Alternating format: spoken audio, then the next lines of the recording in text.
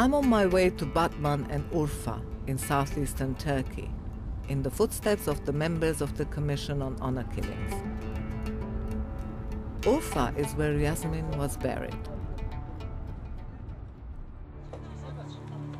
Yasemin's family did not carry out her burial. In a society where the family is foremost, they have disowned her. In the end, it was some women in Urfa who carried out her burial.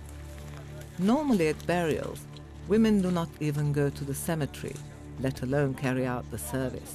An act of defiance in the face of tradition. Üzücü bir durum daha yaşandı. Yani biz alışık olduğumuz bir durum aslında. Urfa'da gün geçmiyor ki töre ve namus cinayetlerinde bir genç kızımızı kaybedelim. Bu sefer de Yasemin'i kaybettik. Her genç kızın hayalinde sevmek, evlenmek varken maalesef bizim kızlarımız böylesi bir durumla karşılaştıkları için o hayalini kurdukları beyaz gelinlik onlar için siyah bir kefene dönüşebiliyor. In the neighboring town of Diyarbakır, whose population is mainly Kurdish, a recent survey conducted by the university revealed that almost 40% of those questioned, mostly men, support the practice of killing in the name of honor. Tabii bu töre cinayetlerini biz temel sebeplerini her zaman söylüyoruz. Feodal yapının kalıntılarıdır. Ama biz kadınlar olarak özellikle Urfa'daki sivil toplum örgütleri olarak daha bu törelere ne zamana kadar kurban vereceğiz? Özellikle devletin bu töre cinayetlerin durdurmasına dönük gerçekten sonuç alıcı olabilecek. The Turkish government has ended the leniency in the penal code, which at times had meant as little as 7 years imprisonment. But despite this, a recent investigation by the UN points to the persistence of such crimes. In part 2, we find out about the effects of introducing harsher punishments for crimes in the name of honor, and whether the changes in the penal code are linked to an unexplained rise in the number of women committing suicide in the region.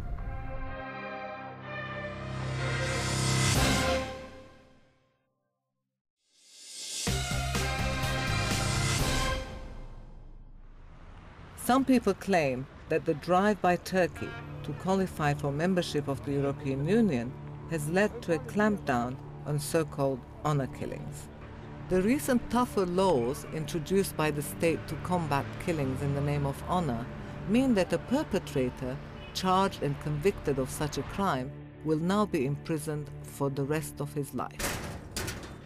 Son dönemde özellikle Türkiye'nin Avrupa Birliği'ne entegre olma sürecinde bayanların öldürülmesinde, tören psyche ile bayanların öldürülmesinde çok şiddet cezalar uyguluyorlardı. These wide-ranging changes to the penal code have ended the practice of allowing a murderer to plead family honor as an extenuating circumstance to justify killing. However, the introduction of the tougher laws has given rise to another problem, serious enough for the UN to commission a special report. There has been a rise in the number of suicides. Yakin Erturk, a special UN envoy, after visiting the region in 2006, reached the following conclusion.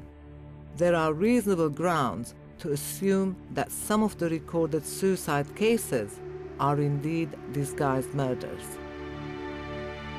Hurriyet's Emel Armutcu has reported on domestic violence and so-called honor killings for many years. Ya da kadını, genç kızları ya teşvik ediyorlar ya zorluyorlar ve intihar etti diyorlar ve ceza almıyorlar. Bu tür şeyler olabiliyor, evet.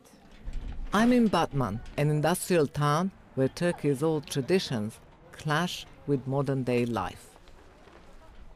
Here, hospital figures show that attempted suicides amongst young women nearly doubled from 43 in 2006 to 80 in 2007. But it's difficult to know which were the result of a genuine desire to end a life.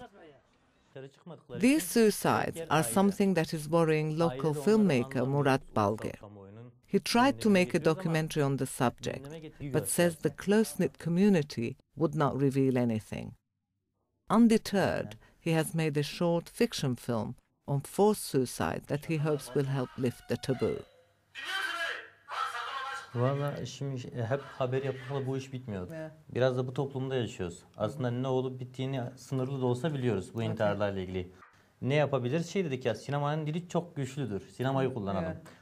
Artı bir de intiharın kahramanları, genç kızlar veya onların aileleriyle konuşmanız gerekiyor.